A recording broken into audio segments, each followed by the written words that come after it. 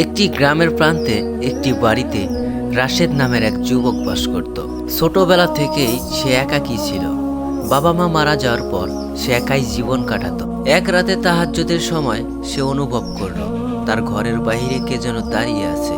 দরজা খুলে সে কাউকে দেখতে পেল না, কিন্তু সেদিনের পর থেকে সে অদ্ভুত সব ঘটনার সম্মুখীন হতে লাগলো। কখনো তার হারিয়ে যাওয়া জিনিস নিজে থেকেই খুঁজে পাওয়া যেত, কখনো তার ঘরে সুগন্ধ ছড়িয়ে পড়ত। ধীরে ধীরে রাশেদ বুঝতে পারল কোনো অদৃশ্য সত্তা তাকে সাহায্য করছে।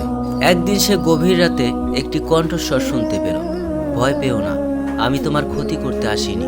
রাশেদ ভয়ে কাঁপতে লাগলো। কাঁপা কাঁপা কণ্ঠে বলল, কে তুমি?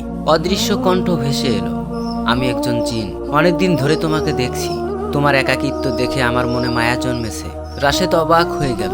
এভাবে দিনের পর দিন যেতে লাগলো। সেই অদৃশ্য কণ্ঠস্বর মাঝে মাঝে তার সাথে কথা বলতো। রাশেদের মনে এক নির্ভরতা তৈরি হলো। সে মানুষের চেয়ে এই অদৃশ্য সত্তার কথাই বিশ্বাস করতে শুরু করলো। কিন্তু ধীরে ধীরে রাশেদের নামাজ কমে গেল, মসজিদে যাওয়া বন্ধ হয়ে গেল। সে ভাবতে লাগলো, আমার তো একজন বিশেষ বন্ধু আছেই। একদিন রাতে সেই অদৃশ্য কণ্ঠস্বর বলল, মানুষ তোমাকে বুঝবে না, শুধু আমার উপর ভরসা রাখো। সেদিন রাশেদের মনে হঠাৎ তার মায়ের কথা মনে পড়ল। মা বলতেন, বাবা, আল্লাহ ছাড়া কারো উপর নির্ভর হইও না, যা তোমাকে তার থেকে দূরে সরিয়ে দেয়। পরদিন সে ইমাম সাহেবের কাছে গেলেন। ইমাম সাহেব তার কথা শুনে বললেন, জিনের মধ্যেও ভালো এবং খারাপ জিন আছে। যদি কোনো জিন তোমাকে আল্লাহর ইবাদত থেকে সরিয়ে দেয়, তাহলে সে তোমার বন্ধু নয়। রাশেদের চোখ খুলে গেল। সেদিন থেকে সে নামাজ এবং কুরআন তেলাওয়াত আর জিকির শুরু করলো। কয়েকদিন পর আবার সেই অদৃশ্য কণ্ঠস্বর শোনা গেল, তুমি বদলে গেছো। রাশেদ দৃঢ় কণ্ঠে বলল, আমি আল্লাহর বান্দা, আমার সবচেয়ে বড় ভালোবাসা আল্লাহর জন্য। এরপর কণ্ঠস্বরটি চিরতরে অদৃশ্য হয়ে গেল। কয়েক বছর পর রাশেদ গ্রামের একজন সম্মানিত মানুষ হয়ে উঠল। মানুষকে সে সবসময় একটা কথাই বলতো, যে ভালোবাসা আল্লাহর দিকে নিয়ে যায় সেটাই সত্যিকারের ভালোবাসা।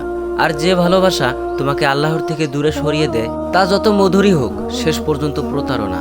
এই গল্পটির শিক্ষা, আল্লাহর ইবাদত থেকে সরিয়ে দেয় এমন কোনো সম্পর্ক কল্যাণকর নয়। প্রকৃত ভালোবাসা হচ্ছে সেই ভালোবাসা যে ভালোবাসা আল্লাহর আরও নিকটবর্তী করে। তো বন্ধুরা, ভিডিওটি শেষ পর্যন্ত দেখার জন্য ধন্যবাদ।